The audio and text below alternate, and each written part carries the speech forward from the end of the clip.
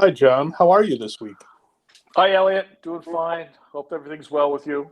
Yep, things are good, and we're having really nicer than normal weather. Cloudy all the day, most of the time, but a little warmer. And we haven't had any significant snow, although they're saying we might get an inch or two overnight tonight. Well, just as long as it's nice when I get there on the 4th of February, it'd be great. Yeah, I've reached out to all the meteorologists I know in town, and they're holding some kind of a vigil in advance of that to try to get you some good weather. Yeah, that's so. I appreciate that. Or you send little kids out to throw sand over their shoulder or whatever they do to. Well, I don't know. That's when they want snow. This week, FinCEN issued an alert on human smuggling along the southwest border of the U.S. Did you have a chance to take a look at that?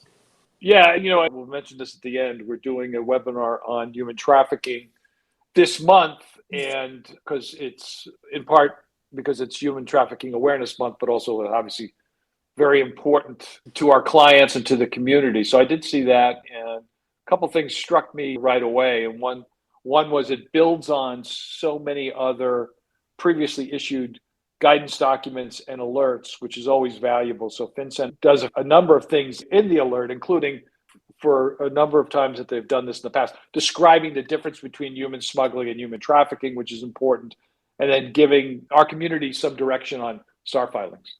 Yes, the FinCEN's previous guidance in this space was some of it was issued in 2014. They updated it in 2020, and they also reference some resources that FATF has published. They had a report on their website last fall. I think it was last fall. And the U.S. State Department also issued their global assessment on human trafficking late last year as well. So there are, for those of you who are listening and are new to this space or just want to do a deeper dive beyond what's in the most recent FinCEN alert, there is a large volume of high quality resources out there. We also have a number of things on our website which would be useful, since we've done a number of webinars, and pieces of those webinars are posted, all different kinds of human trafficking, perspectives on human trafficking and prevention. Hey, Elliot, before we talk more about this, just to show folks that when we do this, we're still paying attention to what's going on around us. Literally, as you were explaining that, FinCEN has just released another alert, and they identify a virtual currency exchange called Bits Lotto as a primary money laundering concern in connection with Russian illicit finance. So, folks, this will be posted on Friday. Obviously, this will be around, this alert, for the next couple of days, but without going into detail, it just came out. I just want to make sure folks know that FinCEN has just released another focus on the continuing concerns about primary money laundering concerns. But going back to this, I think the focus is on the southwest border, and some of the statistics that they highlight are very dramatic. So reading from the description, they say in fiscal year 2020, this was obviously during the height of the pandemic, less than 500,000 encounters occurred at the southwest border. But in 2021, it jumped up to 1.7 million encounters. And in 2022, 2.3. And the other thing that's important here, that the use of smuggling by organized crime and other criminals are being done because they're exploiting what's going on in a variety of countries that are impacted by corruption and oppression, countries that we're all very familiar with: Cuba, Nicaragua, Venezuela. So all this leads to the movement of dollars and the movement of people. And as we've said, this is building on previously issued guidance from FinCEN and from law enforcement, State Department, what have you, in previous years. Yes.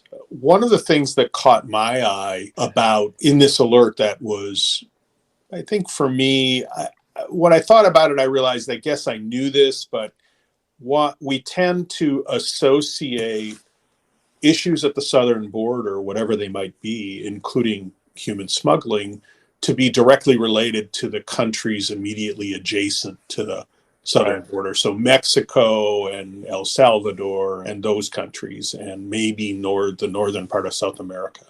But it was noted that there's been a steady increase of migrants and people, including those who are being smuggled, who are coming from South America, the Caribbean, Europe, and Asia. And there were a couple of examples in call outs in the alert about people who are being smuggled through the southern border from places nowhere near the southern border, like Bangladesh and others. So I think that what's the lesson there? I think the lesson for us in the community in terms of detection is the idea that the funds flows that you may see that could be related to this don't necessarily have to flow only from or to entities or individuals that are immediately in the southern border area. And so thinking about the problem more globally is something that we continue to have to do. Yeah, I know you're going to talk about some of the red flags. I just wanted to highlight another item that I've seen in the alert that I thought is worthy of comment. And one is how this is communicated, meaning how do people get victimized here? And they point out that many times smugglers will advertise their services by pretending basically or posing to be legitimate businesses such as travel agents or work recruiters, that sort of thing.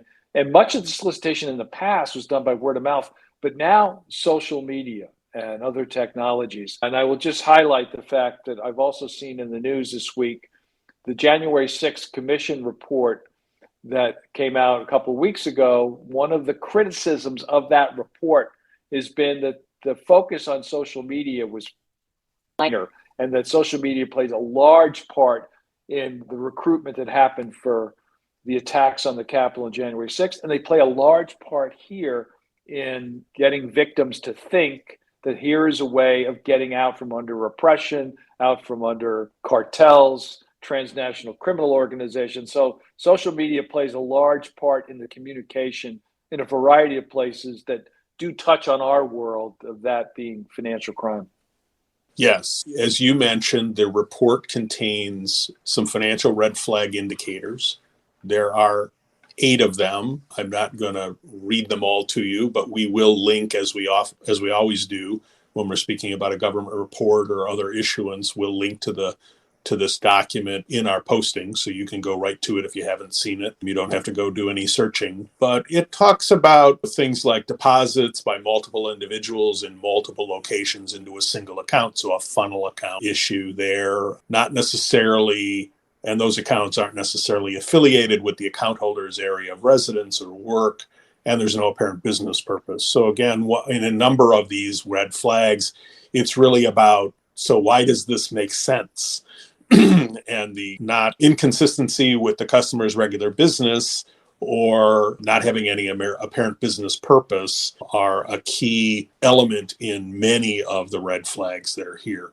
I think the other thing, and you mentioned it earlier, is there is some information in here about the way to report this activity on a suspicious activity report if you're in the U.S.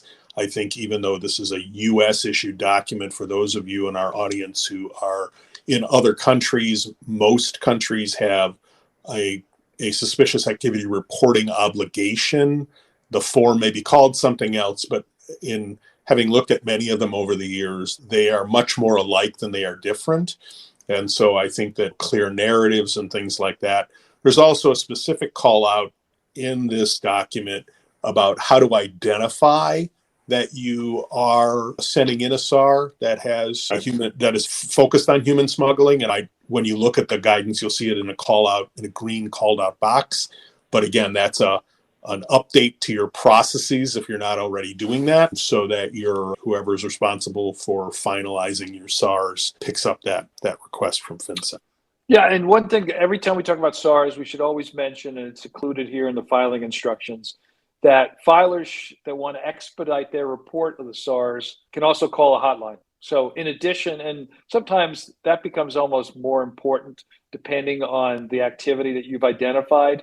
And we've obviously encouraged this since day one of SAR filing. In some cases, call local law enforcement, call the FBI, but call this hotline number if you think what you're reporting needs to be expedited. And there's no list of what is and what is not in that category, but I think certainly our community knows from previous experience with law enforcement and filers what they can pick up the phone and call about and what they can simply send send the SAR in. So I think that's always important to mention that.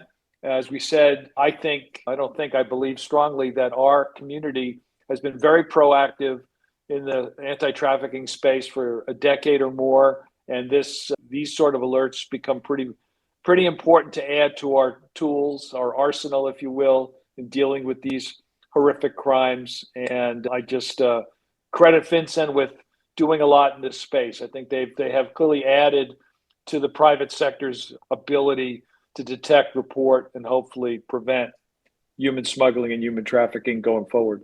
Yes, and we would be remiss, I think, if we didn't also mention, as we do during many of our discussions, that our law enforcement partners, in addition to FinCEN, are actively working in this space, issuing information, looking for support in the public-private partnership where members of the community do identify potential smuggling-related activity to really help build investigations and ultimately interdiction and prosecution. Agree, 100%. Yep. So you mentioned earlier, I know, so on January 25th, we're going to be doing our webinar on human trafficking. For those of you who have seen the promo for it, if you haven't registered, you can still do that, and you can do it on our website. The promo indicates that John is going to be moderating, but actually, if you tune in to the live stream, you're going to see me, because John ended up with a conflict. But we have two experts who are going to talk about investigations, other very practical things that I think will be very valuable to those of us in the community to really understand how to see what we're seeing and understand it.